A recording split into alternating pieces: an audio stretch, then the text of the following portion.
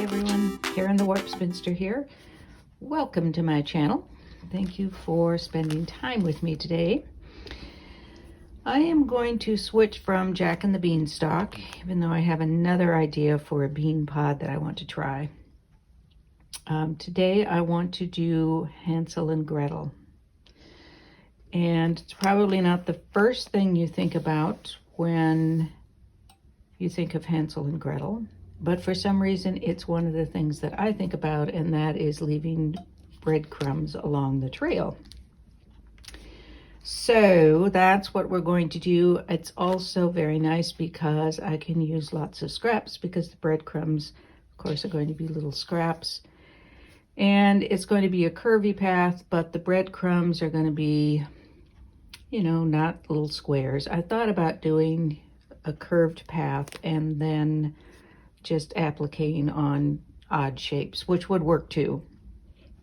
But because I'm a glutton for punishment apparently, and I want to use up some of these scraps, I'm going to piece them. So my plan is to do a reasonably wide strip of other strips. So they're going to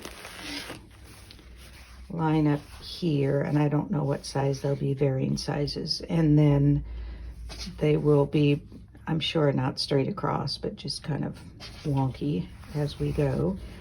And then I'll be inserting little bits in, kind of as I did in the Confetti in the Cabin, but Confetti in the Cabin were pretty, they were rectilinear, and these will probably not be. They're just going to be breadcrumbs, which aren't very regular. At least the breadcrumbs I make for bread are not very regular. All right, I'm choosing to use black partly because the fairy tale series so far has been based on black background, and partly because I'm going to have so many strips that the black will mask it better than white, or certainly a print, or even a particular color. I could, well, here's another idea. We might kind of try both of them, see what we think.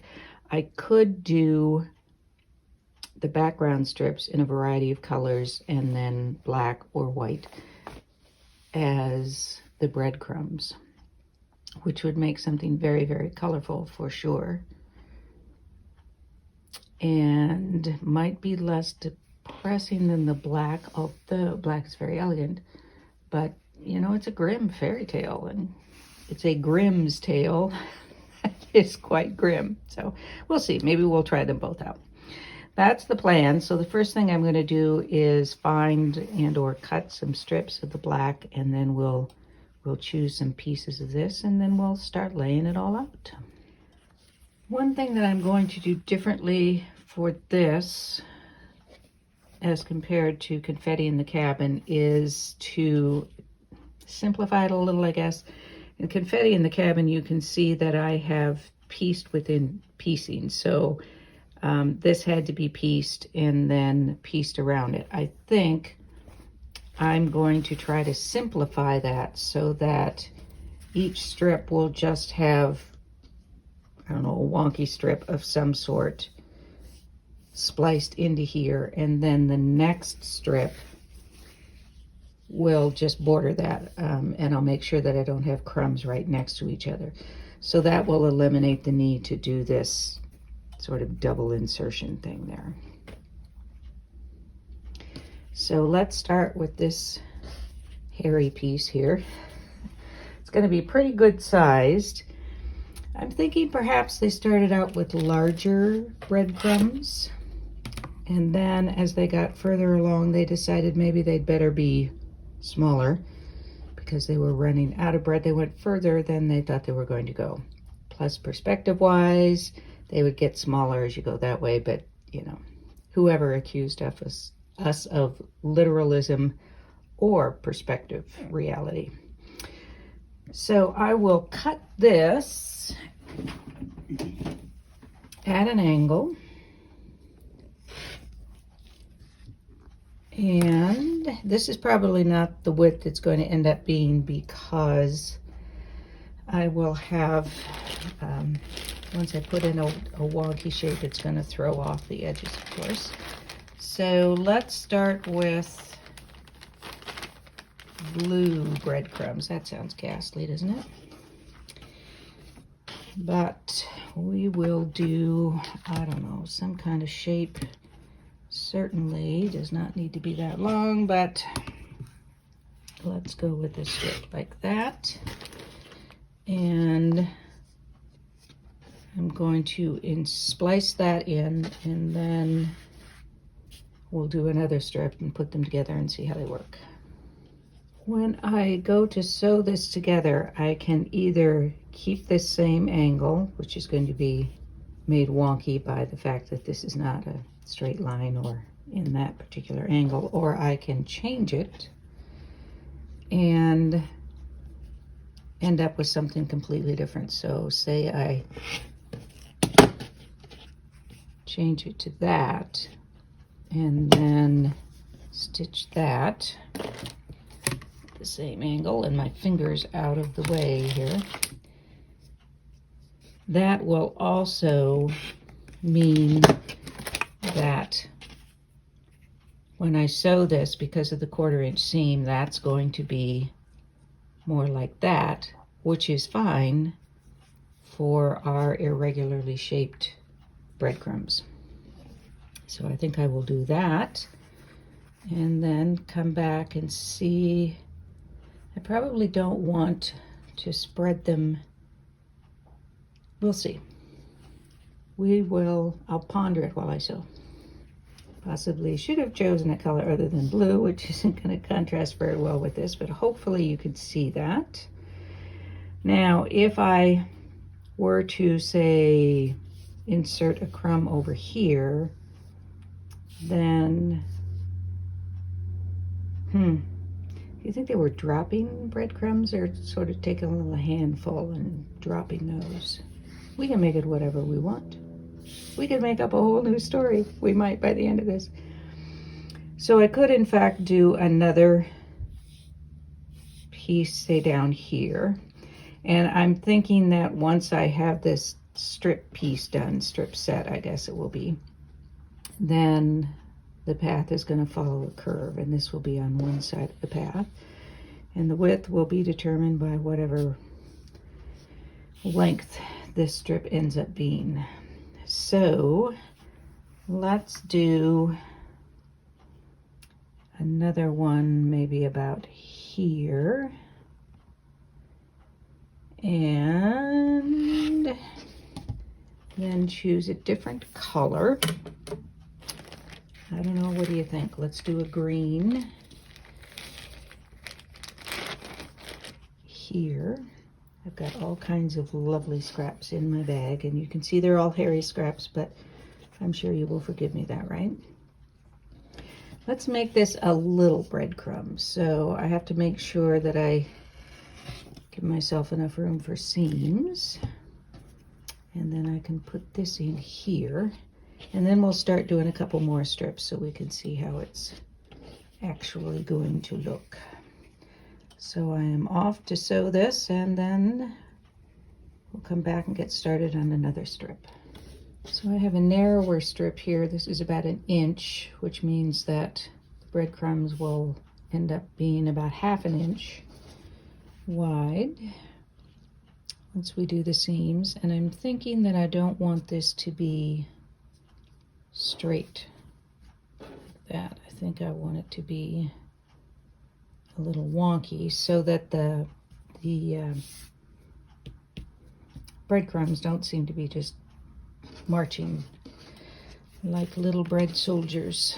So I'm going to angle that seam, and then when I insert another piece in here, I'm going to do it about here so that it isn't up against either one of these, because I really want this black edging to each of the pieces. It will help it look more like it's plopped down on top. Now, in an ideal world, I would press away from the black, because in that process, then it lifts that piece a little bit off the black, but because I'm using very light colors with black, I'm just going to press it to the black because I don't want the shadow through.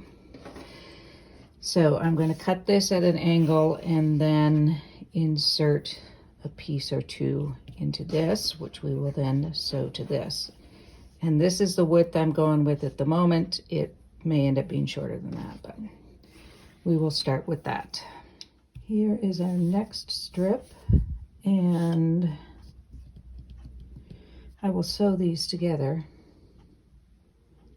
I'm thinking about other ideas for design which would make things even less literal, but hey, we're just about using the fairy tales as inspiration, right? So what if we were to, at least every once in a while, insert a black and white strip in here of some sort? So I'm looking at the moment at this sort of, I don't know, it's what kind of stripe it's supposed to be. Animal stripe of some sort. If we put that in between, then it adds just a tiny slice, so to speak, of interest to it without being too overwhelming. And that looks like shark's teeth to me now. Wouldn't have to be that stripe, and you could use consistently the same stripe or use different ones. Don't know that I want it every one in between each stripe, so I'm going to sew this together first and see how that looks. Yes, I am using white. Yes, that's sloppy and lazy. I am shortening my stitch length though, so it's less likely it's going to pull apart. Okay. Here we have it sewn together, and this is going to create the effect that I'm looking for once I have a strip down here. Sorry, I've been working on my house. The nails are a little grungy. And I do think I want to try inserting a strip in here. And I have shamed myself into switching my thread to black because I have been using white as I've been making more confetti in the cabin blocks, because half of it is light and half of it is dark. And if the white sort of shadows through the thread, it won't matter on black. But if I have black thread shadowing through the white, then that will be glaringly obvious. So I've been using white, and I will stop being lazy and I'll switch to black. It's not like it's difficult, right? So now I will get myself another strip. And, oh, this looks like a grand piano now, doesn't it? Then put a strip like that in between. Has no relation to the story whatsoever, but never mind. So just a very narrow strip, just a sliver of this showing every once in a while. It won't be regular. It will just be every once in a while I will put that in. So I am going to add a narrow strip of this and then do some more black and breadcrumb strips. And when we come back together, we will see how that looks. I definitely like having this strip in here. I made it a little curvy, and I like having that in there to kind of break things up a little bit. As I'm making this next strip to go up here, I guess it could go down here too, I've decided that I am going to use the confetti structure that I used for confetti in the cabin. I did shame myself into changing to black thread. So I want to insert this in here because here everything on the line is lined up and the eye is going to see that, which, you know, is okay. The eye likes some order, but I want to break that up a little bit. So every once in a while I'm going to go through the extra work of creating a little stripped piece like that and then inserting it in that way so that the bottom of this isn't lined up with the bottom of the one next to it. And I'll just keep going. I think you can see where this is going. I did add a piece down here just to straighten out the curve in case I want it straight there. And I've just been adding pieces. I did another little confetti bit in there and added another striped strip. I have been thinking about if I make this into a Find the Fairy Tale quilt, then I think I want to do this rather than as a long strip, like the path they take. I think these are going to be maybe not alternating every other block kind of thing, but I think I want to scatter blocks like this throughout the quilt so that it's breadcrumbs leading you around to all the stories. So I think that's where this is heading. I don't know how much more I want to put on here, but you get the drift of what I want to do. Now this half, I have another plan for, and I think maybe we'll do that next week. That will be another fairy tale. Not quite as grim, but that will be for next week. I think this is probably going to end up to be a fairly short video, but I have furniture coming shortly for my put on top of my refinished floors. I haven't been able to live in my living room for about 1.5 years, 2 years, so I'm really looking forward to that. Need to be ready to clear out rugs or anything in their path before they arrive. So that will be it for this week. We've got a good start on Hansel and Gretel, and I think a good idea for how it might be used throughout the quilt. And then this is going to be the start of something next week. It may not end up with this as the sort of background piece, but it gave me an idea for what I might do for the next tale.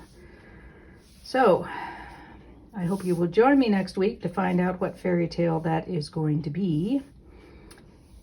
Please remember to like, subscribe, and comment. I always like your comments. I mean, comments help in the reach and who gets to see the channel and learn about the channel, but I care less about that than hearing your thoughts on things. So let me know what you think about the stripes in here. If you prefer this confetti look to this sort of uneven look, although confetti obviously can be uneven too. And just kind of guess what you think I'm going to do with this, just for fun. I feel like we ought to collaborate on this quilt.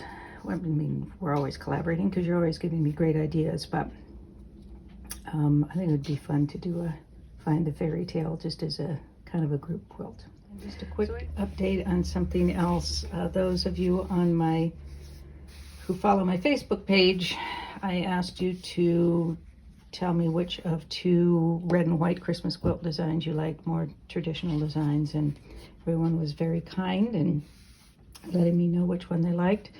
Of course, it was about even, as it always is. And a fair number of you were in the same position as I was. Well, I like them both. I don't know which one. So, in fact, Christina suggested one of my own patterns, which is Bears En Pointe.